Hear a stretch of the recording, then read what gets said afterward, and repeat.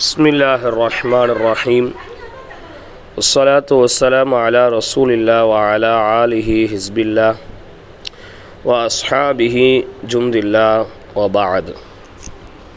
தொடர்ந்து மூணாவது வார நசீஹத் நல்லுபதேச வகுப்பில் இன்றைக்கி நம்ம பார்க்க போகிறதும் மனித உரிமை சம்பந்தப்பட்டவா விஷயங்கள் தான். ஏன்னா உலகத்தில்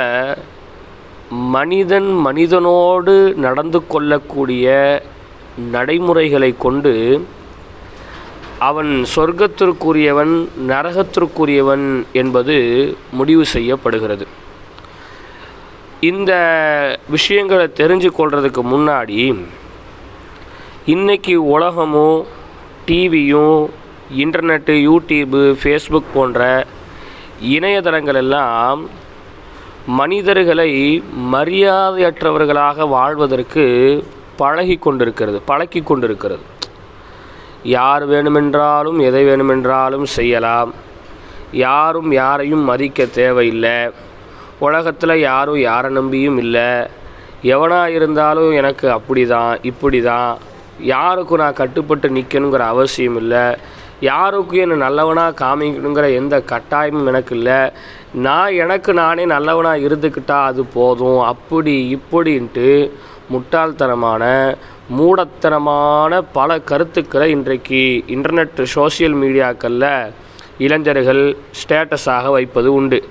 இன்னும் சில பேர்கள் மை லைஃப் மை ரூல்ஸ், அதாவது என்னுடைய வாழ்க்கை எனக்கு நான் விதித்தது தான் சட்டம், எந்த சட்டத்திற்கு நான் நிற்க மாட்டேன் அப்படிங்கிற மாதிரியான வார்த்தைகளை பயன்படுத்துறது உண்டு. அந்த மாதிரியான காணொளிகள்லாம் நீங்கள் பார்த்துருக்கிறீங்களா?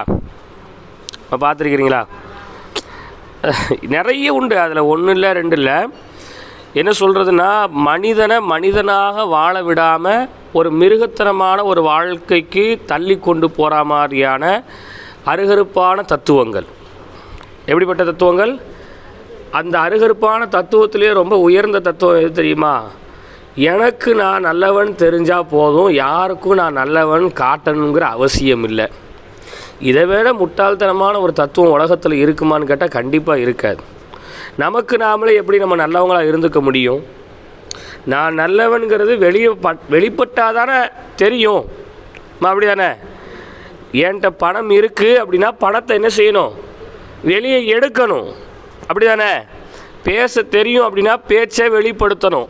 நல்லதுன்னு ஒன்று இருக்குன்னா அந்த நல்லது முதல்ல என்ன செய்யணும்? வெளிப்படணுமா இல்லையா? வெளிப்படாமல் எனக்கு நான் நல்லவனாக இருந்தால் போதும், எனக்கு நான் நல்லவன் தெரிஞ்சால் போதும் இப்படின்னு சொல்கிறதெல்லாம் தவறுகளை செய்வதற்கு தூண்டக்கூடிய ஒரு வார்த்தையாக இன்றைக்கி அமையுது. புரியுதுங்களா?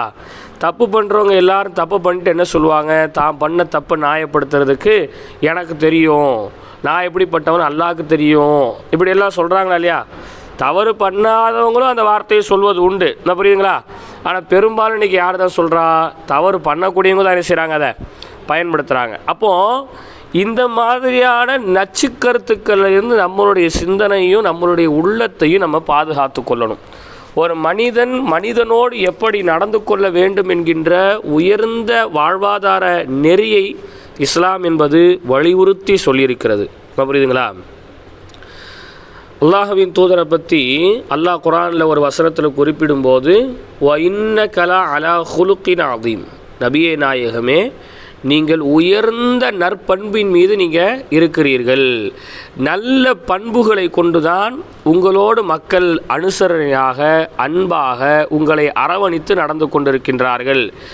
எல்லா குட் குவாலிட்டியும் ரசூல் ஸல்லல்லாஹு அலைஹி வஸல்லம் அவங்கள்ட்ட இருந்துச்சு. புரியுதுங்களா? ரசூலுல்லாஹ் தான் நற்குணத்தினுடைய பிறப்பிடமாக இருந்தாங்க. ரசூலுல்லாஹ் யாராக இருந்தாங்க? நற்குணத்தினுடைய பிறப்பிடம். அதனால தான் அல்லாஹ் சொல்லும்போது அலான்கிற வார்த்தையை பயன்படுத்துகிறான். அலான்னு சொன்னால் நம்ம எல்லாரும் தெரியும், ஆலிமாக போதிட்டுருங்க. அலா என்ன அர்த்தம் கொடுக்கும்? மீது. வ இன்னக்க நிச்சயமாக நீங்கள் வ இன்னக்கல அலா குலுகின் அதீம், உயர்ந்த குணத்தின் மீது நபி ஸல்லல்லாஹு அலைஹி வஸல்லம் என்ன செஞ்சாங்க, இருந்தாங்க. அதாவது உயர்ந்த நற்பண்புகளுக்கெல்லாம் சிறந்தவர்களாக ஒரு திகழக்கூடிய நபியாக ரசூலுல்லாஹ் என்ன செஞ்சாங்க, வாழ்ந்தாங்க. அப்போ நல்ல பண்பை வச்சு தான் உலகம் முழுக்க ரசூலுல்லாஹ் அடையாளப்படுத்தப்பட்டாங்க. நம்ம புரியுதுங்களா? அந்த நபி இரக்கமான நபி, அந்த நபி மன்னிக்கக்கூடிய நபி, அந்த நபி கோவப்படாத நபி, அந்த நபி எதிரியை கூட சிரித்து வரவேற்கக்கூடிய ஒரு நபி. யார்? ரசூலுல்லாஹ். தன்னை கொல்ல வந்த உமர் ரலியல்லாஹு அன்ஹு அவர்களை கூட ரசூல் ஸல்லல்லாஹு அலைஹி வஸல்லம் எப்படி தான் வரவேற்றாங்க? சிரித்த முகத்தோடு தான் என்ன செஞ்சாங்க, வரவேற்றார்கள். அந்த சிரித்த முகத்தை பார்த்த உமர் ரலியல்லாஹு அன்ஹு இஸ்லாத்தை ஏற்றுக்கொண்டார்கள். அப்போ அந்த கோபம், வஞ்சகம், பழிவாங்கும் எண்ணம், பழி தீர்க்கும் எண்ணம், மரணம் வரையிலும் விரோதி என்கின்ற அந்த உறுதிமொழி, இதெல்லாம் மனிதனுடைய வாழ்வாதாரத்திற்கு தகுதியற்ற கருத்துக்கள். அதையெல்லாம் நம்ம மனசுக்குள்ளே நம்ம வைக்கக்கூடாது. நம்ம புரியுதுங்களா? இன்றைக்கும் நம்மளில் நிறைய பேர் சில சபதம் எடுப்பது உண்டு. உன் மரணம் வரையிலும் உன்னிடம் பேச மாட்டேன், உன் மௌத்துக்கு கூட நான் வரமாட்டேன். இதை விட மிக மோசமான ஒரு செயல் இஸ்லாத்தில் கிடையவே கிடையாது. இதை விட மோசமான செயல் இருக்கான்னு கேட்டால் என்ன? இல்லை. ஸல்லல்லாஹு அலைஹி வஸல்லம் சொன்னாங்க, ஒரு முஸ்லீமுக்கு செய்ய வேண்டிய கடமைகள் 5 கடமைகள் இருக்குது. நீங்கள் ஒரு முஸ்லீமாக இருக்கீங்க, உங்கள் பக்கத்து வீட்டார் ஒரு முஸ்லீமாக இருக்கார், அல்லது உங்களோடு பழகக்கூடியவர் ஒருத்தர் ஒரு முஸ்லீமாக இருக்கார், ஒரு முஸ்லீமாக இருக்கக்கூடிய ஒரு பெண்ணாக இருக்கிறாங்கன்னு சொன்னால் அவங்களுக்கு நீங்கள் 5 கடமைகளை என்ன செய்யணும்? கண்டிப்பான முறையில் செய்யணும். மனிதன் எப்படி மனிதனோடு நடந்து கொள்ள வேண்டும் என்பதை ரசூலுல்லாஹ் எப்படி சொல்கிறாங்க பாருங்கள். ஹக்குல் முஸ்லிமி அலல் முஸ்லிமி ஹம்சுன். ஒரு முஸ்லீம் இன்னொரு முஸ்லீமுக்கு செய்ய வேண்டிய கடமைகள் 5. 1 ரத்து சலாம். ரசூலுல்லாஹ் எவ்வளோ அழகாக சொன்னாங்க பாருங்கள். சலாமை சொல்லுங்கன்ற ரசூல் ஸல்லல்லாஹு அலைஹி வஸல்லம் சொல்லலை. உங்களுக்கு யாராவது சலாம் சொன்னால் அவருக்கு நீங்கள் பதில் சொல்லணும். ரசூலுல்லாஹ் என்ன சொன்னாங்க? ரத்து சலாம். நம்ம புரியுதுங்களா? உங்களுக்கு யாராவது சலாம் சொன்னால், அவர் முஸ்லீமாக இருந்து உங்களுக்கு அவர் சலாம் சொன்னால் நீங்கள் அவருக்கு திரும்ப என்ன செய்யுங்க? சலாமை திரும்ப சொல்லுங்க. இது ஒரு மிக பெரும் கருத்துவியலை கொண்ட ஒரு சிறிய வார்த்தை. இதற்குள்ளே ரசூலுல்லாஹ் எதை அமைக்கிறாங்க தெரியுமா? உங்களோடு ஒருவர் சண்டையிட்டு இருந்தால், ரசூலுல்லாஹ்வுடைய அந்த மொழிகளை நீங்கள் கவனிக்கணும். உங்களோடு ஒருவர் சண்டை, உங்களோடு நிரந்தர பகைமையில் இருக்கிறாரு, உங்களுக்கு ஏராளமான இடையூறு அவர் செய்திருக்கின்றாரு, உங்களுக்கும் அவருக்கும் ஜென்ம பகையாகவே இருக்கட்டும், அவர் ஒரு முஸ்லீமாக இருப்பதினால் அவர் சலாம் உங்களுக்கு சொன்னால் நீங்கள் சலாமை திரும்ப சொல்லுங்கள். புரியுதா உங்களுக்கு? இன்றைக்கி நம்மள நிறைய பேர் பிடிக்காதவங்க சலாம் சொன்னால் என்ன சொல்ல மாட்டாங்க? பதில் சொல்ல மாட்டாங்க. இப்படி பதில் சொல்லாமல் இருப்பவர்கள் மீது அல்லாஹ்வின் சாபம் உருவாகிறது.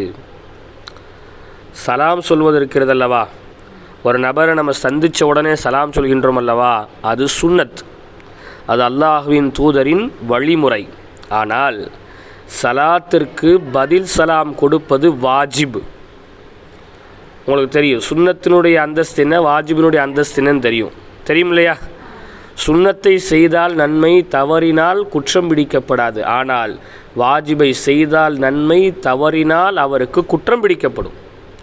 சலாம் சொன்னதுக்கு பதில் சொல்லணும்னா என்ன கிடைக்கும் நமக்கு? தண்டனை. ஒரு ஹதீஸில் சொல்லப்படுகிறது, நாயகம் ஸல்லல்லாஹு அலைஹி வஸல்லம் சொன்னாங்க, யார் சலாத்திற்கு பதில் சலாம் சொல்லவில்லையோ அந்த மனிதர் மீது மலக்குமார்கள் சாபம் விட்டு சலாம் சொன்னவர்களுக்கு மலக்குமார்கள் பதில் சலாம் சொல்லிவிடுகின்றார்கள். அப்போ இது மனிதத்தன்மையினுடைய உயர்ந்த ஒரு பண்பை நாயகம் ஸல்லல்லாஹு அலைஹி வஸல்லம் வெளிப்படுத்துகிறாங்க. உங்களோடு சண்டையிட்டு இருந்தவங்களாக இருந்தாலும், உங்களுக்கு பிடிக்காதவர்களாக இருந்தாலும், உங்களுக்கு தெரியாதவராக இருக்கட்டும், இதற்கு முன்னால் நீங்கள் அந்த பெண்ணை பார்த்ததே இல்லை அல்லது அந்த ஆணை நீங்கள் பார்த்ததே இல்லை. பெண்கள் ஆண்களுக்கு சலாம் சொல்லக்கூடாது, வேறு சப்ஜெக்ட். நான் புரியுதுங்களா? உங்களுக்கு தெரிய அறிமுகம் இல்லாத ஒரு நபர் உங்களுக்கு சலாம் சொல்கிறாரு, யாரா இது அப்படின்ட்டு போயிடக்கூடாது. நான் புரியுதுங்களா? சலாத்திற்கு பதில் சலாம் சொல்வது என்னது? ஒரு முஸ்லீமுக்கு செய்ய வேண்டிய கடமைகள்லேயே முதன்மையான கடமை. அடுத்து நாயகம் ஸல்லல்லாஹு அலைஹி வஸல்லம் அவங்க சொன்னாங்க, வஇயாதத்துல் மரீதி, நோயாளியை நலம் விசாரிப்பது. நோயாளியை நலம் விசாரிக்கிறோம் இல்லையா? இந்த நோயாளியை நலம் விசாரிப்பது என்பது மிக உயர்ந்த பண்புகளில் ஒன்றாக இருக்கிறது. ஆனால் இன்றைக்கி நோயாளியை நலம் விசாரிக்கணும்னா அதுக்கு நம்ம ஒரு பிம்பத்தை உருவாக்கி வச்சுருக்கிறோம். அதுக்குன்னு சொல்லி ஒரு சில முக்கிய விஷயங்களை நம்ம உருவாக்கியிருக்கிறோம். என்ன முக்கிய விஷயங்கள்? ஒரு நோயாளியை பார்க்க போகிறதா இருந்தால் சும்மா போகக்கூடாது. என்ன சொல்கிறோம்? நோயாளியை பார்க்க போகிறதா இருந்தால் என்ன செய்யக்கூடாது? ஒரு 500 ரூபாய்க்கு எதாவது பழம் வாங்கிட்டு போகணும், இல்லை கையில் எதையா பணம் கொடுக்கணும். அதெல்லாம் கொடுக்கணும் தான். அதெல்லாம் கொடுக்கக்கூடாதுன்னு நான் சொல்ல வரல. புரியுதா உங்களுக்கு? அது எல்லாம் கொடுக்கணும். ஆனால் அப்படியெல்லாம் இருந்தால் தான் போகணும்னு கொண்டு வந்துட்டோம். பார்த்தீங்களா? நம்ம அப்படி இருந்தால் தான் என்ன செய்யணும்னு நினைக்கிறோம்? போகணும். இல்லைன்னா என்ன செய்யக்கூடாது? இப்போ வெறுங்கை வீசின கைமா போனால் என்ன நினைப்பார்? நீங்கள் நல்லா யோசித்து பார்த்துக்குங்க. ஒரு நோயாளியை சந்திக்க போகும்போது நீங்கள் நிறைய நம்ம வாங்கிட்டு போகிறோமா இல்லையா? தின்பண்டங்கள் வாங்கிட்டு போகிறோம், பழம் அது இது வாங்கிட்டு அது நோயாளி சாப்பிடுவாரான்னு கேட்டால் கண்டிப்பாக சாப்பிட மாட்டாங்க. யார் தான் சாப்பிடுவா? வீட்டில் இருக்கிறவங்க தான் அதை பகிர்ந்து உண்பார்கள். புரியுதுங்களா உங்களுக்கு? அப்போ நோயாளியை பார்க்க போகிறதுக்காக நம்ம நிர்ணயிச்சிருக்கிறோமே ஒரு வரமுறை, அந்த வரமுறையெல்லாம் இல்லாமல் ஒருவர் உடல்நிலம் சரியில்லை என்று தெரிந்தால் உடனே அவரை நலம் விசாரிக்க சொல்லணும். புரியுதுங்களா உங்களுக்கு? அவர் என்ன செய்யணும்? விரைந்து செல்லணும். எந்த அளவுக்கு விரைந்து செல்லணும்? ரசூலுல்லா தினசரி சுபுகு தொழுகையை முடித்ததோடு நபித்தோழர்கள்ட்ட கேள்வி கேட்பாங்க, இன்றைய தினம் யாராவது நோயாளிகளை சந்தித்தீர்களா? எப்போ கேட்பாங்க ரசூலுல்லா? சுபுகு தொழுதுட்டு கேட்பாங்க. எப்போ கேட்பாங்க? சுபுகு தொழுதுட்டு கேட்குறாங்க. இன்றைக்கி பார்த்தீங்கன்னா இப்போ தான் தொழுதுருக்கு, யாரையா போய் பார்த்துருக்க முடியுமா? அதனுடைய நோக்கம் என்னென்னா, அன்றைய இரவில் யாரையாவது நீங்கள் சந்திச்சிங்களா நோயாளியை? இரவு நேரத்தில் கூட உடம்பு சரியில்லைன்னா உடனே போய் விசாரிக்கணும். நம்ம புரியுதுங்களா? கேள்விப்பட்டுட்டு நம்ம என்ன செய்வோம்? ஐயோ பாவம், உச்சி கொட்டுவோம். என்ன கொட்டுவோம்? உச்சி கொட்டிட்டு சரி அல்லா லேசாக்கி வைப்பான், சரி எல்லா பக்கமும் அப்படித்தான் இருக்குது, என்ன செய்ய அப்படின்ட்டு என்ன செஞ்சிடுறோம்? விட்டுருதோம். நம்ம புரியுதுங்களா? அப்போது யாரோ ஒருத்தர் நோய்வாய்ப்பட்டாலே அவரை போய் பார்க்கணுன்னு சொன்னால் நம்ம இரத்த உறவு, நம்ம உம்மாவுடைய உம்மா, நம்ம வாப்பாவுடைய உம்மா, நம்ம ஆச்சா, நம்ம அப்பா, அல்லது நம்ம சொந்தக்காரங்களில் யாருக்கோ எவருக்கோ உடம்பு சரியில்லைன்னா அவங்க மேலே கொண்டிருக்கிற அந்த பகைமையின் காரணமாக, விரோதத்தின் காரணமாக, துரோகத்தின் குரோதத்தின் காரணமாக அங்கெல்லாம் நம்ம போன அவசியம் இல்லை, அதெல்லாம் பார்த்துக்கலாம் அப்படின்ட்டு ஒரு எண்ணம் நமக்கு தோணும் அல்லவா? அந்த எண்ணம் முழுமையாக ஷைத்தானியத்தான எண்ணம். அது யாருடைய எண்ணம்? அப்போ அதெல்லாம் தகர்த்து எரிஞ்சிடணும்.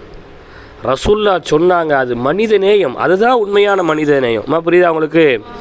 யாரோ ஒரு மிஸ்கீனுக்கு ஒரு நேரம் உணவு கொடுப்பது மனித நேயம் அல்ல. புரியுதுங்களா? ஏதோ ஒரு நேரத்தில் தர்ம சங்கடத்தில் இருக்கிறவங்களுக்கு ஒரு நேரம் உதவிட்டு போகிறதுக்கு பேர் மனிதநேயம் அல்ல. தன்னுடைய உற்றார் உறவினர்களோடு இணைந்து வாழ்ந்து அவர்களுக்கு உதவிகரம் நீட்டுவது தான் உண்மையான மனிதநேயம். இன்றைக்கி அந்த உண்மையான மனிதநேயம் இல்லை. புரியுதா உங்களுக்கு? சும்மா ஸ்டேட்டஸ் வைக்கணும்னு சொல்லியும் இன்டர்நெட்டுகளில் வைரல் ஆகணும், ட்ரெண்டிங் ஆகணும்னு சொல்லி இன்றைக்கி நிறைய பேர் என்னமாதிரி இனமென பிரிந்தது போதும், மனமென பிரிந்தது போதும், மனிதம் நேயம் ஒன்றே தீர்வாகும். எதுக்கு? 5 கிலோ அரிசியும் ஒரு பிஸ்கட் பாக்கெட்டும் கொடுத்து அதை பாட்டை போடுதான். இப்போ அதுக்கு பேர் மனித நேயமா? அவன் வீட்லேயே குடிக்க கஞ்சி இல்லாமல் இருக்கும். இப்போ புரியுதா அவங்களுக்கு? அவன் கூட பிறந்த அண்ணன் தம்பி அக்கா தங்கச்சி அவன் சொந்தக்காரன் பந்தக்காரன் பூரா கஷ்டத்தில் இருப்பான். அவங்கள கண்டுக்காமல் யாரை போய் கண்டுக்கிறது? 3வது ஒரு நபரை போய் பார்க்குறோமா இல்லையா? அதுக்கு பேர் மனித நேயம் இல்லை. புரியுதுங்களா உங்களுக்கு? இப்போ சொந்தக்காரங்க உடம்பு சரியில்லாமல் இருப்பாங்க, ஆனால் நமக்கு லேசாக ஒரு 10 நாள் தான் பழக்கத்தில் இருப்பாங்க. அவங்களுக்கு உடம்பு சரியில்லைனா உடனே அல்ல துடிக்க அடித்து ஓடுவோம். மணி நடக்குதா இல்லையா? அப்படி அப்போ அது மனித நேயம் இல்லை. அப்போ அது ஒரு 2வது கடமையில் முக்கியமான ஒரு கடமை. அப்போ நோயாளியை போய் பார்த்தா என்ன சொல்லணும்? இப்படி தான் நிறைய பேர் 3 மாதத்துக்கு முன்னாடி ஒரு ஆளுக்கு இப்படி தான் லேசாக தான் ஒரு கட்டி வந்துச்சு. அவர் அதை கட்டி பார்க்காமலே விட்டார். கடைசியில் பார்த்தா கேன்சர் கட்டி, ஆள் 2 மாதத்துல மௌத்தா போயிட்டார். இப்படி தான் ஒரு ஆளுக்கு லேசாக தான் கொஞ்சம் அப்படி கைகள்லாம் பதட்டமாக இருக்குன்ட்டு இருந்தார். ஒரு ஊசியை தான் போட்டு வந்தார். அவர் போட்ட ஊசி சரியில்லாத ஊசி, வந்தவுடனே ஆள் படுத்ததோடு இறந்து போயிட்டார். இப்படியான வார்த்தைகள் என்ன செய்யக்கூடாது, சொல்லக்கூடாது. இதெல்லாம் ஒரு நோயே இல்லைங்க, இதை விட பெரிய நோயெல்லாம் எவ்வளவோ இருக்குது, அப்படி இருக்கிறவங்களே பொழைச்சிருக்கிறாங்க. இதெல்லாம் ரொம்ப லேசான நோய், ஒரு சின்ன சோதனை தான். அல்லாஹ் இதிலேருந்து உங்களுக்கு விடிவை தருவான். ஆறுதலாக 4 வார்த்தை பேசுவது தான் நோயாளியை சந்திக்க போகிறதுக்கான முக்கிய நோக்கமே. நம்ம புரியுதா உங்களுக்கு? அப்படி நீங்கள் நோயாளி வீட்டுக்கு சந்திக்க போனால் அவங்க உங்களை சரியான முறையில் வரவேற்கலைன்னு சொன்னாலும் அதை நீங்கள் பொருட்படுத்தக்கூடாது. சில பேர் அந்த குறையும் சொல்லுவாங்க. என்ன சொல்லுவாங்க, இப்படி உடம்பு சரியில்லாமல் கிடக்கான்னு போய் பார்க்க போகிறேன், அப்போ கூட வீட்டிலேருந்து வீட்டம்மா வான்னு ஒரு வார்த்தை கேட்டாலாவ சொல்லுவாங்களா இல்லையா? நம்ம சொல்லுவாங்களா இல்லையா? அந்த நேரத்தில் எவ்வளோ திமிரு பற்றியா அப்படின்னு பேசுவாங்க. நம்ம புரியுதா உங்களுக்கு? அது அவங்களுக்கான ஒரு கூச்சம். அது என்னடா டக்குன்னு வந்துட்டாங்க, நம்மள்கிட்ட சண்டை போட்டாங்க, இப்படி வந்துட்டாங்களேன்னு சொல்லி கூப்பிடவா வேண்டாமான்னு ஒரு யாருமே உடம்பு சரியில்லாமல் ஆள் படுத்து கிடக்கு, என்ன செய்யணும் ஒரு குழப்பத்தில் அவங்க அப்படி நிற்பாங்க. அப்போ உங்களை சரியாக வரவேற்கலைனாலும் அதை பொருட்படுத்தக்கூடாது. அங்கே போனதில் குடிக்க ஒரு தண்ணி கூட கொடுக்கல, ஒரு சாயா கூட கொடுக்கல, அப்படியெல்லாம் ஒரு சிந்தனைகள் என்ன செய்யக்கூடாது, கொண்டு வரக்கூடாது. புரியுதா உங்களுக்கு? நோயாளியை சந்திக்க போனால் அவரை சந்தித்து ஆறுதலாக 4 வார்த்தையை பேசணும். இதை நீங்கள் கடைப்பிடிங்க. கண்ணியமான முறையில் நோயாளி வீட்டுக்கு போகணும், கண்ணியமான முறையில் வரணும். நீங்கள் வந்துட்டு போனதை கொண்டு அவருக்கு மனதிற்குள்ள ஒரு தெம்பும் திடகாத்திரமும் கிடைக்கணும். அந்த மாதிரி தான் ஒரு நோயாளி என்ன செய்யணும், சந்திக்க போகணும். புரியுதுங்களா உங்களுக்கு? அப்போ அடுத்து ரசூல் ஸல்லல்லாஹு அலைஹி வஸல்லம் அவங்க சொன்னாங்க, ஒரு முஸ்லீம் இன்னொரு முஸ்லீமுக்கு செய்ய வேண்டிய 3வது கடமை என்ன தெரியுமா? இத்துபாஉல் ஜனாசதி. ஒருவர் மௌத்தாகிவிட்டால் அவருடைய ஜனாசாவை அவர் வீட்டிலிருந்து பள்ளிவாசல் வரைக்கும் அந்த ஜனாசா செல்கின்ற நேரத்தில் ஜனாசாவை பின்தொடர்ந்து செல்வது ஒரு மூமின் இன்னொரு மூமினுக்கு செய்ய வேண்டிய கடமை. இன்றைக்கி பாதி பேர் என்ன தெரியுமா செய்கிறாங்க? பாதி பேர் இல்லை, முக்கால்வாசி பேர் என்ன தெரியுமா, முதல்ல மௌத்தா போனதோடு போய் பார்த்துருவாங்க. நம்மளுடைய வழிமுறை எப்படி இருக்குது? மௌத்தா போனதோட போய் பார்த்துருவாங்க. அப்புறம் அப்படியே கொஞ்ச நேரம் உட்காந்துக்கிட்டு எந்திரிச்சு போயிடுவாங்க. அப்புறம் குளிப்பாட்டும் போது வருவாங்க. கொஞ்சம் பேர் அப்படியே ஜனாசா கூட என்ன செஞ்சுருவாங்க, வந்துடுவாங்க. புரியுதா அவங்களுக்கு? இன்னும் ஒரு கேட்டகரி இருக்குது. அவங்க வந்து கொஞ்சம் நேரம் முதல்ல மௌத்தா போனதும் வந்து பார்த்துட்டு போயிடுவாங்க. போகும்போது பக்கத்தில் இருக்க ஆள்கிட்ட சொல்லிட்டு போயிடுவாங்க, பள்ளிவாசலுக்கு கொண்டு போய் தொலை வைக்கும்போது ஃபோன் போடு. எங்கே போய் ஒழு செஞ்சுக்கிட்டு இருக்கும்போது பூரா ஆளும் ஃபோன் எடுத்து அடிச்சுக்கிட்டு இருக்கு. இங்கே நின்று அஸ்ஸலாத்துல் ஜனாசா ஃபர்து கிஃபாயா அப்படின்னு சத்தம் போட்டுட்டு இருக்காங்க. அசத்து ஒரு நிமிஷம் ஒரு ஃபோன் பேசிக்கிறேன். ஏன்னா யாரை கூப்பிடணுமா? அந்த சொந்தக்காரர் ஒருத்தர் வெளியே போயிட்டாரா, அவரை என்ன செய்யணும், கூப்பிடணும். அவர் பள்ளியாசலுக்கு வந்த பின்னாடி ஃபோன் பண்ண சொன்னார். அப்போ அப்படி அல்ல, ஒருத்தர் மரணித்தாருன்னு சொன்னால் அவரை பின்தொடரணும். எப்படி பின்தொடரணும்? அவருக்கு துவா செய்தவராக. பெண்களாக இருந்தால் பின்தொடர முடியாது. புரியுதா உங்களுக்கு? அப்போ நீங்கள் என்ன செய்வீங்க, வீட்டில் இருந்து அவங்க ஜனாசா தொழுது முடிச்சுட்டு உங்கள் வீட்டுக்கு ஜனாசாவுக்காக சென்ற ஆண்கள் திரும்பி வர வரைக்கும் அந்த மையத்துக்காக அந்த ஜனாசாக்காக துவா செய்கிறது, இஸ்திக்பார் செய்கிறது. புரியுதுங்களா? அந்த மாதிரி பெண்கள் என்ன செய்யணும், கையாளணும். அப்போ எப்படி பின்தொடர்ந்து போகணும்? அவருக்கு துவா செஞ்ச வண்ணமாக, ஷஹாதத்து களிமா சொன்ன வண்ணமாக அவரை பின்தொடர்ந்து போகணும். எங்கேயாவது அப்படி சொல்கிறாங்களா?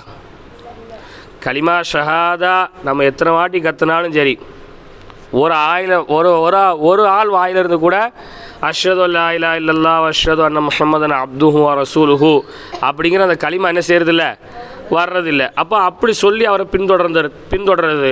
அது மாதிரி பெண் மையமாக இருந்தால் அல்லாஹு மகுஃபிர்லஹா வர்ஹம்ஹா, ஆண் மையமாக இருந்தால் அல்லாஹு மகுஃபிர்லஹு வர்ஹம்ஹு.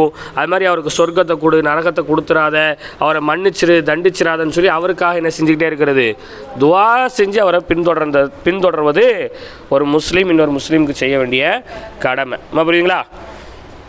அடுத்து நாயகம் ஸல்லல்லாஹு அலைஹி வஸல்லம் 4வது கடமையை சொல்லி காமிச்சாங்க, வைஜாபத்து தாவத்தி. ஒரு முஸ்லீம் ஒரு முஸ்லீமை விருந்துக்கு அழைத்தால் அவர் அழைக்கப்பட்ட அந்த விருந்தில் கலந்து கொள்ளணும். அழைக்கப்பட்ட விருந்தில் என்ன செய்யணும்? புரியுதா உங்களுக்கு? ஒரு ஆள் வந்து ஒரு தடவை நம்மள்கிட்ட வந்து இன்ஷா அல்லாஹ் இன்றைக்கி தேதி என்னங்க, இன்றைக்கி தேதி வந்து 5ங்க, ஒரு 10ஆம் தேதி ஒரு 13ஆம் தேதி நம்ம வீட்டில் ஒரு கல்யாணம் இருக்குது, அதுக்கு விருந்தெல்லாம் ரெடி பண்ணியிருக்கிறோம். கல்யாணத்துக்கு ஒரு நாள் முன்னாடி விருந்து இருக்குது, கல்யாணம் அன்னைக்கும் விருந்து இருக்குது, கல்யாணம் முடிஞ்ச மறுநாள் விருந்து இருக்குது. நம்மள்கிட்ட வந்து அழைப்பு கொடுத்தா அந்த 3 விருந்தையும் நம்ம என்ன செஞ்சுக்கணும்? அதை விட்டுட்டு அந்த அன்னைக்கு வந்து என்கிட்ட ஒரு வாட்டி சொல்லணும், கல்யாணம் காலையில் வந்து ஒரு வாட்டி சொல்லணும் அப்படின்னு என்ன செய்யக்கூடாது, எதிர்பார்க்கக்கூடாது. புரியுதுங்களா உங்களுக்கு?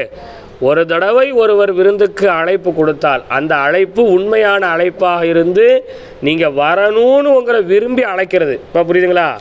சில பேர் அழைப்பு கொடுப்பாங்க வேண்டா வெறுப்புக்கு. சில பேர் எப்படி கொடுப்பாங்க? இது மாதிரி இருக்குது வந்துருங்கண்ணா அப்படின்ட்டு போயிடுவாங்க சில பேர். இன்னும் சில பேர் நீங்கள் கண்டிப்பாக வரணும், உங்களை நான் எதிர்பார்ப்பேன், நான் அடுத்தடுத்து வந்து சொல்ல முடியாமல் போயிடுச்சுனாலும் நீங்கள் வராமல் இருந்துடாதீங்க, சூழ்நிலை எப்படி இருக்குன்னு தெரியல, அதனால தான் உங்களை நான் தனியாக பார்க்க வந்திருக்கேன், நீங்கள் பிள்ளைகளோடு வரணும், அம்மா கூப்பிட்டு வரணும், அப்படி செய்யணும் இப்படி செய்யணும் சொல்லிட்டு போகிறாங்களா இல்லையா? அந்த விருந்துகளுக்கெல்லாம் என்ன செய்யணும்? கண்டிப்பான முறையில் நம்ம பதில் கொடுக்கணும். நம்ம புரியுதுங்களா? விருந்தில் கலந்து கொள்ள முடியாத சூழல் இருந்தால் நம்ம கலந்து கொள்ள முடியலைன்னு சொல்லணும். கலந்து கொள்ள முடியாதுன்னு என்ன செய்யணும்? சொல்லணும். நம்ம புரியுதுங்களா? அது மாதிரி நாயம் ஸல்லல்லாஹு அவங்க 5வது கடமையை சொல்லும்போது என்ன செஞ்சாங்க அப்படின்னு சொன்னால், ஒரு மூமின், ஒரு முஸ்லீம் ஒருவர் தும்பினால் அவருக்கு பின்னால் இருப்பவர்கள் அவருக்காக வேண்டி இரஹமுக்குமுல்லா என்று சொல்லணும். அவர் அல்ஹம்துலில்லாஹ்னு சொன்னால் இவங்க பதிலுக்கு என்ன சொல்லணும்? இரஹமுக்குமுல்லான்னு சொல்கிறது ஒரு முஸ்லீம் இன்னொரு முஸ்லீமுக்கு செய்ய வேண்டிய கடமைன்னாங்க. அப்போ பொதுவாக என்னென்னா, மனிதர்களோடு நம்ம வாழக்கூடிய அந்த வாழ்க்கை இருக்கா இல்லையா, மனிதர்களோடு நடந்து கொள்ளக்கூடிய அந்த நடைமுறைகள் இருக்கா இல்லையா, அது ரொம்ப மென்மையானதாக, விட்டு கொடுத்து போகக்கூடியதாக, நம்மை நாம் இறக்கி போகக்கூடியதாக, கோபமற்றதாக, அன்பு நிறைந்ததாக, பணிவு நிறைந்ததாக நம்மளுடைய நடைமுறைகள் மாறணும். புரியுதா உங்களுக்கு? இன்றைக்கி அப்படி நம்ம நடக்கிறோமா? நம்மளுடைய ஈகோவை நம்ம வெல்லணும். நம்ம மனசுக்குள்ளே இருக்கிற ஈகோ, இந்த ஈகோ தான் கோபத்தை உருவாக்கும், பொறாமையை உருவாக்கும், பழிவாங்கிற எண்ணங்களை உருவாக்கும். இன்னும் எந்த எக்ஸ்ட்ரீமான லெவலுக்கு வேணால் அந்த பொறாமையும் இந்த ஈகோவும் நம்மளை கொண்டு போய் தள்ளிடும். இன்றைக்கி அந்த ஈகோவை நம்ம என்ன செய்கிறதில்ல? வெல்றதில்ல. மக்கள் எல்லாரோடும் நீங்கள் சமரசமாக நடங்க, எல்லோரும் அன்போடு நடங்க, எல்லோரோடும் நல்ல பண்புகளோடு பழகுங்க. யாரும் உங்களை குறித்து இன்னார் இப்படிப்பட்டவர் என்று சொல்லாத அளவுக்கு நீங்கள் நடந்துக்குங்க. நம்ம புரியுதுங்களா? ஸல்லல்லாஹு அலைஹி வஸல்லம் அவங்களுடைய சபையை கடந்து ஒரு ஜனாசா போச்சு. ரசூலுல்லாஹ்வுடைய சபையை கடந்து ஒரு ஜனாசா போகுது. ரசூலுல்லாஹ் சஹாபாக்களோடு அமர்ந்து பேசி கொண்டிருக்கின்றார்கள். பேசி கொண்டிருந்த நாயகம் திடீரென அந்த ஜனாசாவை பார்க்கின்றார்கள். பார்த்ததோடு சொன்னார்கள், ஹாதல் ஜனாஸத்து ஃபின்னார். ஒரு அறிவிப்பில், இன்னொரு அறிவிப்பில் ஹாதல் மையத்து ஃபின்னார். 2 விதமான அறிவிப்பு இருக்குது. இந்த மையத்து, இந்த ஜனாசா நரகம் செல்லக்கூடிய ஜனாசானாங்க. எங்கே போகக்கூடிய ஜனாசா இது? நரகம் போகக்கூடிய ஜனாசா. இது சஹாபாக்களுக்கு மிகப்பெரிய ஒரு கேள்வியை ஏற்படுத்துச்சு, ஒரு புரியாமை ஏற்படுத்துச்சு. இருந்தாலும் அது முக்கியமான விஷயங்கள் பேசிக்கிட்டு இருந்தனால ரசூலுல்லாஹ்ட்ட அவங்க இதை பற்றி கேட்கல. இதே மாதிரி கொஞ்ச நாட்கள் கழிந்ததோடு மீண்டும் ஒரு ஜனாசா செல்கிறது. அந்த ஜனாசாவை பார்த்து ரசூலுல்லாஹ் சொன்னாங்க, ஹாதிஹில் மையத்து ஃபில் ஜன்னா, இந்த மையத்து சொர்க்கத்திற்குரியது. நாங்கள் இந்த மையத்து எங்கே போகணுன்னாங்க? சஹாபாக்கள் கேட்டாங்க, அன்றைக்கு ஒரு மையம் போனது நரகத்துக்குள்ளது, நீங்கள் இப்போ ஒரு மையம் போகுது சொர்க்கத்துக்குள்ளன்னு சொல்கிறீங்களே, காரணம் என்ன நாயகமே? ரசூலுல்லாஹ் சொன்னாங்க, அன்னைக்கு ஒரு மையத்து போகும்போது அந்த மஹல்லாவாசிகள், அந்த தெருமக்கள் அந்த இறந்து போன மனிதரை குறித்து கெட்ட விஷயங்களாக பேசினார்கள். எப்பா, கொஞ்ச நெஞ்ச அநியாயமாக அடிச்சாட்டியமாக அக்கிரமம் பண்ணா போயிட்டான்பா, ஒரு வழியாக மூத்தா போயிட்டான், இறந்துட்டான். அவர் இறந்ததை கொண்டு மக்கள் என்ன செஞ்சாங்க? சந்தோஷம் அடைந்தார்கள். புரியுதுங்களா? மக்கள் அவரை சபித்தார்கள். அதனால தான் நான் அவரை நரகத்துக்குள்ளது அப்படின்னு சொன்னேன்.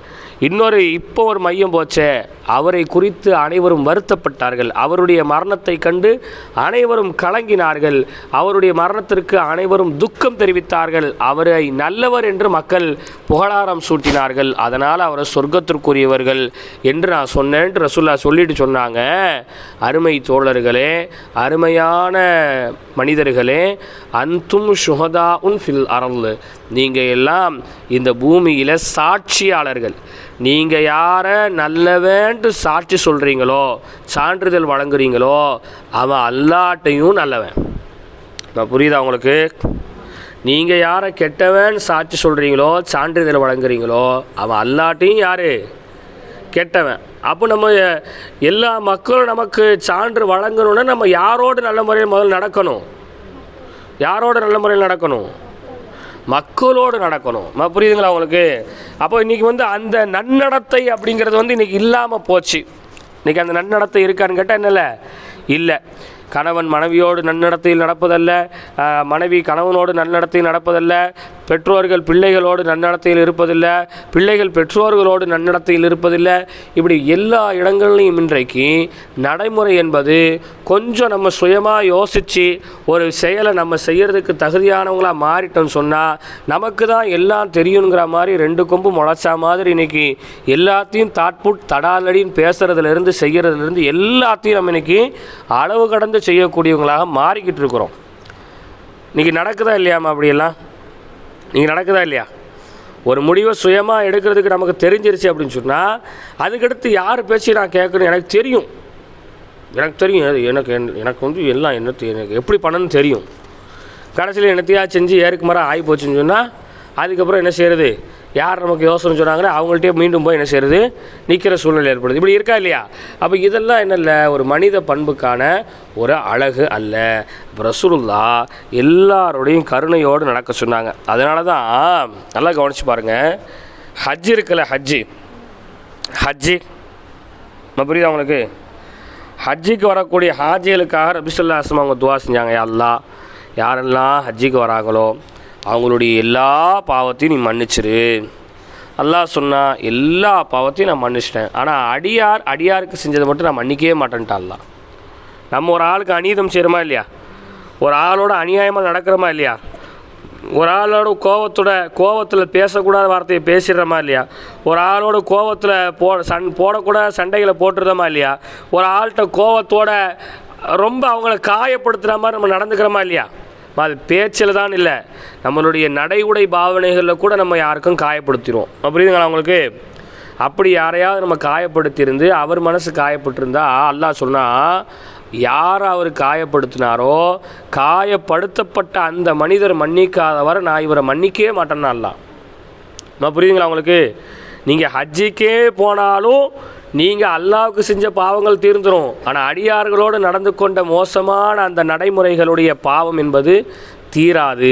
எப்போ தான் தீரும்? நீங்கள் மனிதர்களோடு நன்னடத்தில் நடக்கணும். அதனால தான் ஹஜ்ஜுக்கு போகும்போது எல்லார் வீட்டுக்கும் ஹாஜிகள் சென்று அதாவது மனவங்க கோணும்படி பேசியிருந்தால் நீங்கள் மன்னிச்சிக்கங்க, வச்சுக்கோங்க, வாங்க போங்க, இன்ஷா அல்லாஹ் ஒரு உணவு வச்சுருக்கிறேன் வந்து கலந்துக்குங்கன்னு சொல்கிறாங்களா இல்லையா? புரியுதுங்களா உங்களுக்கு? அதனால தான் மக்களோடு நன்னடத்தில் நடந்துக்கணும். அதே மாதிரி தான் ஜனாசா தொழுகை நடத்துறதுக்கு முன்னாடி அல்லாஹ்ட்ட அந்த ஜனாசாவுக்கு மன்னிப்பு கேட்கறதுக்கு முன்னாடி அந்த ஜனாசாவிற்கு உரிமைப்பட்டவர் அந்த ஜனாசாக்காக வேண்டி மக்களிடத்தில் மன்னிப்பு கேட்கணும். புரியுது அவங்களுக்கு? எப்படி வந்து கேட்பாங்க? என்னுடைய தாய், என்னுடைய தந்தை, என்னுடைய சகோதரர், உங்களில் யாரையாவது மனம் புண்படும் அளவுக்கு பேசியிருந்தாலோ நடந்திருந்தாலோ நீங்கள் அவரை மனம் பொருந்துக்குங்க. அவர் மகப்பிரத்துக்காக என்ன செய்யுங்க? துவா செய்யுங்க. அவர் யார்கிட்டயா கடன் வாங்கியிருந்தால் அந்த கடனுக்கு நான் என்ன செஞ்சுக்கிறேன்? பொறுப்பு எடுத்துக்கிறேன்ட்டு என்ன செய்யணும்? சொல்லணும். புரியுதுங்களா உங்களுக்கு? அது சொன்னதுக்கு பின்னாடி தான் என்ன தொழுகையை நடத்துவாங்க? ஜனாசா தொழுகையே நடத்துவாங்க. புரியுதுங்களா? இது ரசூல் ஸல்லல்லாஹு அலைஹி வஸல்லம் அவங்களுடைய காலத்திலிருந்தே இருக்கப்படுகின்ற ஒரு சுன்னத்தான ஒரு செயலாக இருக்குது. அப்போ பாருங்கள், நீங்கள் ஹஜ் எடுத்துக்கங்க, ஜனாசா தொழுகை எடுத்துக்கங்க. அல்லாஹ்ட்ட ஒரு மனிதன் தன்னை ஒப்படைப்பதற்கு முன்னால் அடியார்கள்ட்ட தான் செஞ்ச குற்றங்களுக்கு அவர் தன்னை ஒப்படைத்து கொள்ள வேண்டும். அப்படி ஒப்படைச்சி கொண்டாதான் அவருடைய அந்த பாவம் மன்னிக்கப்படும். புரியுதுங்களா உங்களுக்கு? இப்போ நீங்கள் 3வது சும்ரா 2வது சும்ரா இருக்கீங்க, ரியாது சாலிஹின் ஓதும்போது தௌபாவினுடைய நிபந்தனைகளை பற்றி நம்ம படிக்கும்போது முதல்ல 3 நிபந்தனை படிப்போம். அப்படி தானே? முதல் நிபந்தனை அவர் செஞ்ச பாவத்தை நினச்சி வருந்துறது, 2வது அந்த பாவத்தை நிரந்தரமாக விடுறது, 3வது அந்த பாவத்தின்பால் திரும்பாமல் இருக்கிறது. அப்படி தானே? ஆனால் மனிதர்களோடு சம்பந்தப்பட்ட பாவமாக இருந்தால் அவர் மனிதர்களுக்கு செய்த அநீதத்திற்கு அந்த மனிதனிடத்தில் மன்னிப்பு கேட்கணும். பொருள் பணம் எதையாவது அவர் வாங்கியிருந்து திரும்ப கொடுக்காமல் இருந்தால் அந்த பொருள் பணத்தை அவர் திரும்ப கொடுக்கணும். அவரை பற்றி இட்டுக்கட்டி பேசியோ புறம் பேசியோ அவர் மீது அவதூறுகளை ஏற்படுத்தியிருந்தால் அந்த அவதூறுக்கு அவர் என்ன தண்டனை கொடுக்காரோ அந்த தண்டனையை ஏற்றுக்கிறதுக்கு இவர் தன்னைத்தானே ஒப்படைக்கணும். அப்படி ஒப்படைச்சாதான் இவர் அல்லாஹ்ட்ட தௌபா செய்ய முடியும். அப்போ நம்ம எதில் கோட்டை விடுறோம்? இன்றைக்கி தொழுகையில் கரெக்டாக வந்துடுறோம். புரியுதுங்களா அவங்களுக்கு? ஓதரில் ரொம்ப பர்ஃபெக்டாக இருக்கிறோம், நோன்பு வைக்கிறதுல கரெக்டாக இருக்கிறோம், திக்கர் செய்யறதுல கரெக்டாக இருக்கிறோம், அது மாதிரி துவா செய்யறதுல கரெக்டாக இருக்கிறோம், தௌபா செய்யறதுல கரெக்டாக இருக்கிறோம், எல்லாத்துலேயும் அல்லாஹ்க்கு செய்ய வேண்டிய எல்லாத்துலேயும் கரெக்டாக இருந்துக்கிட்டு நாமளே ரொம்ப பெரிய ஆள் நல்லவங்க அப்படி இப்படி நம்மளை நினச்சிக்கிட்டு அடியாறுகளோடு நடந்து கொள்வதில் கோட்டை விட்டுடுறோம். இப்போ புரியுதா உங்களுக்கு? அப்போ அதில் என்ன செய்யக்கூடாது? கோட்டை விடக்கூடாது. இப்போ புரியுதா உங்களுக்கு? எல்லாருக்கும் இயற்கையாகவே ஒரு கேரக்டர் இருக்கும்.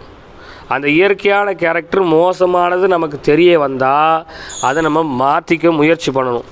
குறிப்பாக பெண்கள்கிட்ட இடும்பு பிடிப்பது, ஒரு காரியத்தை இது இப்படி தான் அப்படின்னா அது அப்படி தான் அப்படின்னு நிற்போம். புரியுங்களா உங்களுக்கு? அது பெண்களுக்கு இருக்கக்கூடிய இயல்பு. அப்போ அது நல்லதாக இருந்தால் அதில் நீங்கள் இருக்கலாம், தாராளமாக நினச்சிருக்கலாம். அது தீயதாக இருக்கும்போது அதை மாற்றுறதுக்கு என்ன பண்ணணும்? முயற்சி பண்ணணும். புரியுதா உங்களுக்கு? அப்போ ரசூலுல்லாஹ் எந்த அளவுக்கு மனிதர்களோடு நன்னடத்தையோடு நடந்தாங்க, தன் மீது ஒட்டகத்தோலை வச்சவங்களோடையும் நல்ல முறையில் நடந்துக்கிட்டாங்க, தான் கண்ணு முன்னாடியே தான் மனைவியை இட்டுக்கட்டி பேசுகிறவங்க மீதும் நன்னடத்தையோடு நடந்து கொண்டாங்க, தன்னை கொல்ல பார்த்தவங்களோடு நன்னடத்தையாக நடந்து கொண்டாங்க, தனக்கு எல்லா துன்பத்தையும் கொடுத்த அபூஜஹலோடு கூட நல்ல முறையில் ரசூல் ஸல்லல்லாஹு அலைஹி வஸல்லம் என்ன செஞ்சாங்க? நடந்தாங்க. புரியுதா? எந்த அளவுக்கு தெரியுமா? அபூஜஹல் இருக்கான் தெரியுமா? அபூஜஹல் ரசூலுல்லாஹ்வுடைய சொந்தக்காரன். அபூஜஹல் யார்? ரசூலுல்லாஹ்வுடைய சொந்தக்காரன். ரசூலுல்லாஹ் காபத்துல்லாக்குள்ளே வலம் வந்துக்கிட்டு இருக்கிறாங்க. ரசூலுல்லாஹ் காது பட ரசூலுல்லாஹ்வுடைய தாயை பற்றி தரகுறவாக பேசினான். யாரை பற்றி பேசினா? ரசூலுல்லாஹ்வுடைய உம்மாவை பற்றி. ரசூலுல்லாஹ்வுடைய உம்மாவை பற்றி, ஆமீனா அம்மாவை பற்றி என்ன செஞ்சான்? தரகுறவாக பேசினான். மிகப்பெரிய அபாண்ட பழிகளை அவங்க மேலே சுமத்தினான். இதை கேட்டு ரசூலுல்லாஹ் அவன்கிட்ட மறுப்பு வார்த்தை ஒன்று கூட பேசலை. ரசூலுல்லாஹ் அப்படியே பல்ல கடிச்சாங்க. பல்ல கடிச்சிட்டு பொறுமையாக இருந்துட்டாங்க. அடுத்து இறக்குறான் பாருங்கள் அல்லாஹ் ஒரு வசனத்தை, தப்பத் யதா அபி லஹபின் வதப் மா அகுனா அன்ஹு மாலுஹு வமா கஸப் சயஸ்லா நாரன் தாத்த லஹபின் வம்ராத்துஹு ஹம்மாலத்தல் ஹத்தப். யா ரசூலுல்லாஹ், உங்கள் அம்மாவை பற்றியா பேசினா அவன்? உங்கள் தாயை பற்றியா பேசினா? உங்கள் பிறப்பை பற்றியா பேசினா? இந்த இருக்கான அபூஜஹல் அவன் அப்பனுக்கே முதல்ல பிறக்கிற நாயகமே. சொல்ல அல்லாஹ் என்ன சொன்னா? அபூஜஹல் இருக்கான் இல்லையா, அபூஜஹல் அவன் அப்பனுக்கு பிறக்கலை, அவன் அம்மா ஒரு ஆட்டு இறைவனோட இணைந்து தான் அவனை பெற்றெடுத்தா. அது தெரியாமல் அவன் உங்களை பற்றி பேசியிருக்கான். அல்லாஹ் குரான்லேயே ஆயத்திறக்குனான். அல்லாஹ் எங்கேயே ஆயத்திறக்குனா? குரான். அப்போ அந்த ரசூலுல்லாஹ்வுடைய அந்த நன்னடத்தைக்கு கிடைச்ச மிகப்பெரிய வெகுமதி அது. ஆயிஷா அம்மா இருக்காங்களே, ரசூலுல்லாஹ்வுடைய மனைவி. ஆயிஷா அம்மாவும் ரசூலுல்லாஹ் ஒரு போரை கூப்பிட்டு போகிறாங்க. ஆயிஷா அம்மாவை பற்றி வரலாறுகள் எழுதும்போது ஆயிஷா நாயகி ரொம்ப சிவப்பு நிறமாக மிக மெலிந்த உடல் கொண்டவர்களாக இருந்தாங்க. ரொம்ப ஒரு ஆள் ஒல்லியாக இருப்பாங்க. ஆயிஷா அம்மா எப்படி இருப்பாங்க? ரொம்ப ஒல்லியாக. எந்த அளவுக்குன்னா பல்லாக்கில் அவங்க உட்காந்துருக்காங்களா உட்காரலையாங்கிறதே தெரியாது. பல்லாக்கில் தூக்குனா வெயிட் இருக்குமா இல்லையா? ஒரு ஆளை வச்சு பல்லாக்கு தூக்குனா எவ்வளோ வெயிட்டாக இருக்கும், ஒரு ஆள் இல்லாமல் தூக்குனா வெயிட்டு குறையும். அப்படி தானே? அப்படி தானே? ஆனால் ஆயிஷா நாயகி பல்லாக்கில் இருந்தாலும் ஒரே வெயிட்டாக தான் இருக்கும், பல்லாக்கில் இல்லாமல் இருந்தாலும் எப்படி தான் இருக்கும்? ஒரே வெயிட்டாக தான் இருக்கும். ஆயிஷா நாயகி அவ்வளோ மெலிஞ்சவங்களாக இருந்தாங்க. ரசூலுல்லாஹ் ஒரு போருக்கு கூட்டு போனாங்க. போருக்கு கூட்டு போன இடத்துல போர்க்காலம் முடிஞ்சிருச்சு. போர் முடியக்கூடிய அந்த தருவாயில் ஆயிஷா நாயகி தான் சுய தேவையை நிறைவேற்றுறதுக்காக ரொம்ப வெகு தூரம் போயிட்டாங்க. போர் நடந்த இடத்த விட்டு எங்கே போயிட்டாங்க? ரொம்ப தூரத்துக்கு, ஆளுடைய நடமாட்டமே இல்லாத கண்ணு கட்டின தூரத்துக்கு தன்னுடைய சுய தேவையை நிறைவேற்றுறதுக்காக ஆயிஷா நாயகி போயிடுறாங்க. இங்கே எல்லாரும் போர் முடிஞ்சிருச்சு, எல்லாரும் போகலாம் அப்படின்னு சொல்லி எல்லாரும் கிளம்பியாச்சு. ஆயிஷா நாயகி இருக்கக்கூடிய அந்த பல்லாக்கையும் அங்கேருந்து நபர்கள் தூக்கிக்கிட்டு ஊருக்கே வந்துட்டாங்க. எங்கே? மதீனாவுக்கே வந்தாச்சு. எங்கே வந்துட்டாங்க? எங்கே வந்துட்டாங்க? மதீனாவுக்கே வந்தாச்சு. பல்லாக்கை இறக்கிட்டு பார்த்தா உள்ளே யாரும் இல்லை. உள்ள ஆயிஷா நாயகி இல்லை. உள்ள யார் இல்லை? ஆயிஷா நாயகி இல்லை. மதீனாவே அப்படியே கதி கலங்கி போச்சு. ஏன்னா ஆயிஷா நாயகி எங்கே போனாங்க? உடனே ரசூலுல்லாஹ் ஒரு சஹாபி அழைச்சி, என்னுடைய மனைவி அங்கே தான் இருப்பாங்க, நீங்கள் போய் கூப்பிட்டு வாங்கன்ட்டு ஒரு சஹாபியை அனுப்பிவிட்டாங்க. ஒரு சஹாபி என்ன செஞ்சாங்க? ரசூலுல்லாஹ் அனுப்பிவிட்டாங்க. போன அவங்க இங்கேருந்து போகக்கூடிய பயணம் ரொம்ப நீண்ட பயணம். போனவங்க மறுநாள் காலையில் வரா மாதிரியான ஒரு சூழல் ஆகிப்போச்சு. பயணம் பெரிய பயணம், தூரமும் ரொம்ப தூரம். இப்போ ஆயிஷா நாயகியும் அந்த சஹாபியும் ஊருக்குள்ளே வரும்போது எல்லாரும் ஆயிஷா நாயகியும் அந்த சஹாபியும் சேர்த்து வச்சு தப்பாக பேசினாங்க. என்ன பேசுனாங்க? இவங்க தப்பாக பேசுகிறது யாருக்கு தெரியாது? ஆயிஷா நாயகிக்கு தெரியாது. யாருக்கு தெரியாது? ஆனால் ரசூலுல்லாவுக்கு தெரியும். யாருக்கு தெரியும்? ரசூலுல்லாவுக்கு தெரியும். ரசூலுல்லா எதுவுமே பேசலை, வாயே ரசூலுல்லா திறக்கலை. ரசூலுல்லா மௌனமாக இருக்கிறாங்க.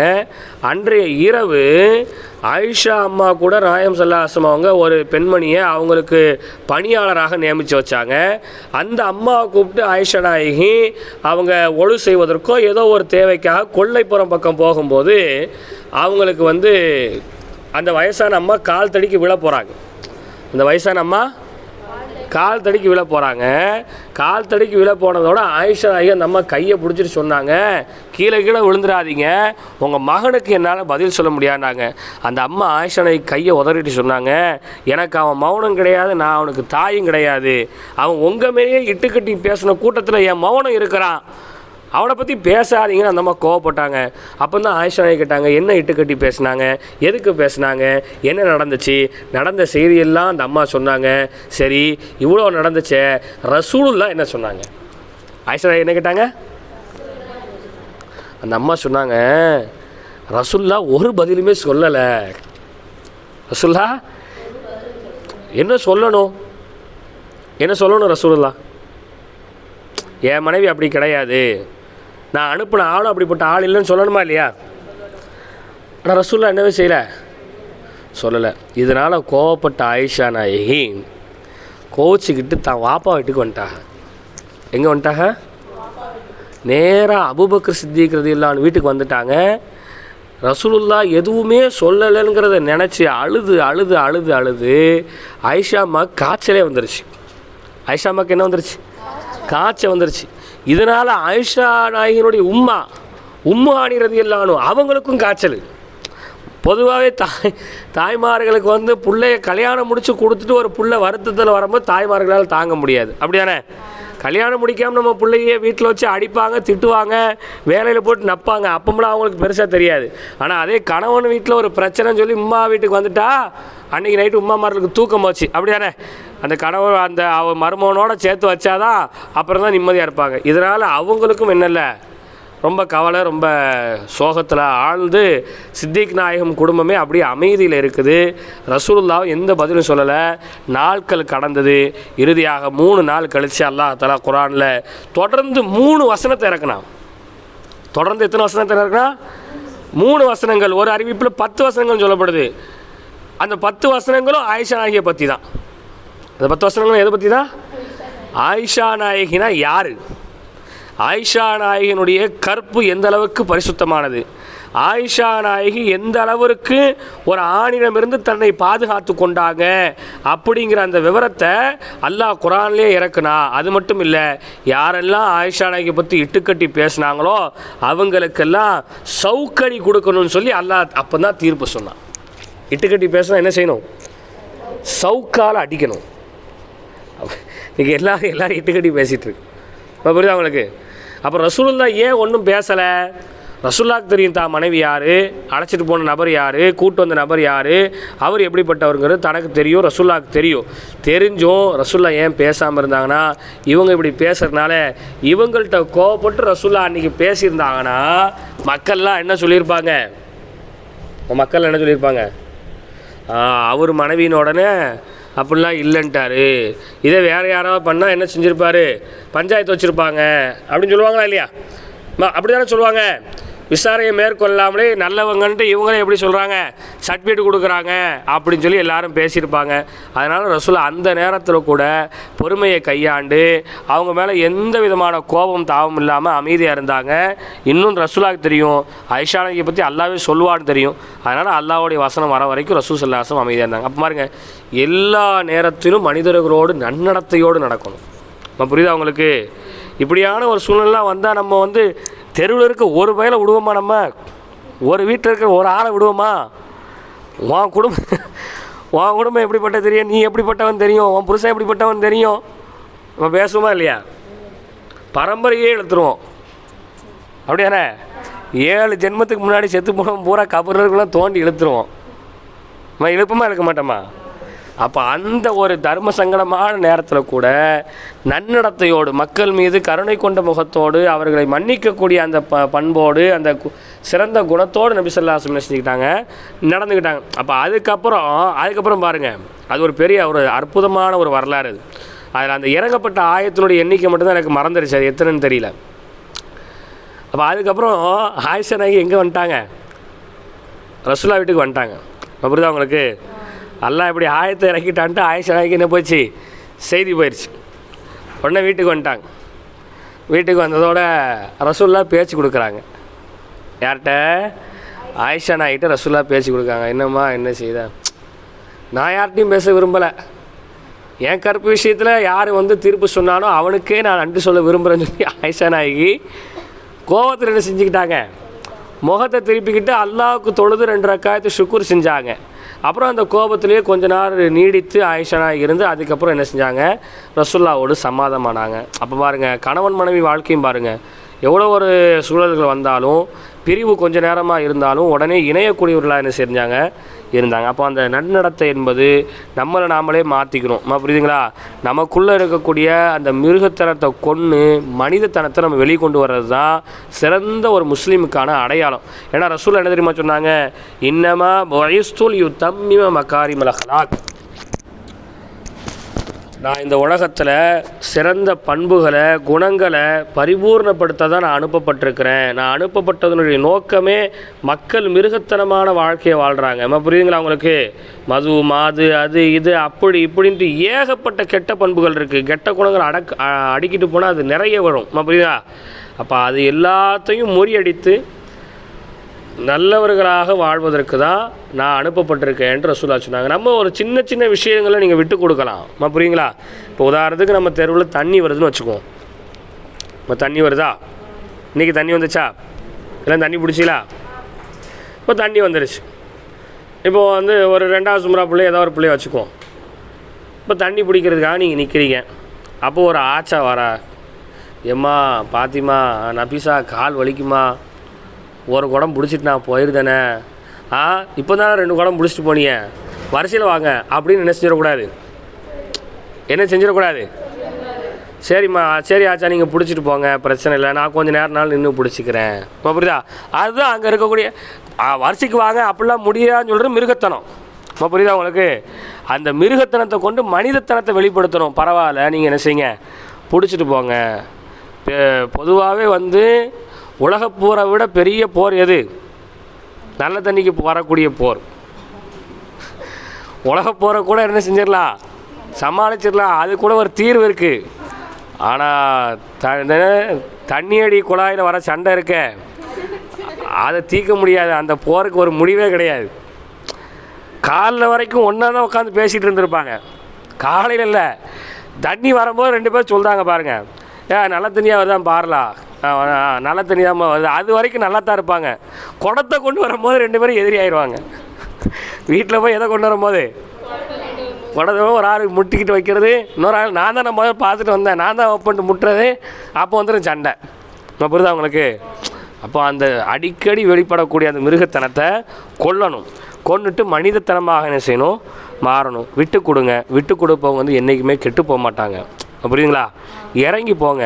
நம்மளை இறக்க நம்மளை அல்லாஹ் உயர்த்துவான். ரசூல் ஸல்லல்லாஹு அலைஹி வஸல்லம் சொன்னாங்க, மன் தகப்பர, ரசூலுல்லாஹ்வுடைய ஹதீஸை கவனிச்சிங்க, மன் தகப்பர வலஉல்லாஹ், யார் பெருமை அடிப்பாரோ வலஉல்லாஹ், அல்லாஹ் அவரை தாழ்த்தி விடுவான். வமன் தவாத, யார் தன்னை பணித்து கொள்வாரோ ரஃபஉல்லாஹ், அல்லாஹ் அவரை உயர்த்திடுவான். நாங்கள் ரசூலுல்லாஹ், நம்மளை யார் உயர்த்தினா போதும், அல்லாஹ் நம்ம ஒரு இடத்துல இறங்கி போகிறதுனால ஒரு தப்பும் இல்லை, அதில் நம்ம ஒன்றும் குறைஞ்சி போகிறது இல்லை. புரியுதா உங்களுக்கு?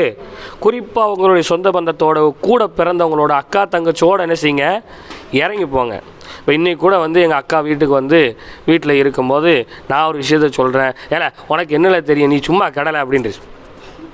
நான் சரிம்மா எனக்கு தெரியாதும்மா, நான் பாட்டுக்கு ரூமுக்கு போய்ட்டு அங்கே போயிட்டு வாக்குவாதம் பண்ண நினைச்சல அவசியம் இல்லை. என்ன சொன்னேன், என் மச்சான்ட்ட நீ ஒழுங்காக பேசு, மச்சான் அடிக்கடி ஃபோன் பண்ணி என்கிட்ட சொல்லுது, நீ மச்சான்ட்ட ரொம்ப சண்டை போடாத, உனக்கு உங்கள் மச்சானை பற்றிலாம் ஒன்றும் தெரியாது, நீ அதெல்லாம் நீ பேசாத. சரிம்மா, நான் ஒன்றும் பேசலை, அவ்வளோதான். புரியுதா? அங்கே போயிட்டு நான் யார் தெரியுமா, நான் ஊருக்கே பயணம் பண்ணிட்டு இருக்கேன், நீ என் பேச்சை கேட்க மாட்டேக்க, நீ அப்போ என் வீட்டுக்கு வராதலா, என் பேச்சை கேட்கணும், அப்படிலாம் வந்துடும் சண்டை. டக்குன்னு எப்படி வந்துடும் சைத்தான், அப்படி கொண்டு வந்துடும். அம்மா புரியுது உங்களுக்கு? அப்போ அந்த நேரத்தில் என்ன செய்கிறது, நம்ம மனித நேயத்தோடு நடந்துக்கணும். அவங்கவுங்களுடைய சூழல் அவங்கவுங்களுக்கு இருக்கும். நம்ம கொஞ்சம் விட்டு கொடுத்து போகிறதுனால, இறங்கி போகிறதுனால, நம்ம கொஞ்சம் ஒதுங்கி போகிறதுனால நம்ம வாழ்க்கையில் சிறப்புகள் தான் வருமே தவிர கண்டிப்பாக ஒரு நாளும் இழப்புகள் என்பது ஏற்படாது அப்படிங்கிறத விளங்குங்க. மனிதத்தன்மையோடு நடக்க முயற்சி பண்ணுவோம். எல்லாருடைய அண்டை வீட்டாராக இருக்கட்டும், குடும்பத்துக்காரங்களாக இருக்கட்டும், நம்ம பக்கத்து தெருவாக இருக்கட்டும், நமக்கு அறிந்தவர்கள், அறியாதவர்கள், முகம் பழக்கப்பட்டவர்கள், முகம் பழக்கப்படாதவங்க, எல்லாரோடையும் இன்ஷா அல்லாஹ் மனித நேயத்தோடு நடப்போம். அப்போ மனித நேயம் இல்லாமல் நடக்கிறதுனால என்ன விளைவுகள் ஏற்படுங்கிறத அடுத்த வாரம் நசியத் வகுப்பில் இன்ஷா அல்லாஹ்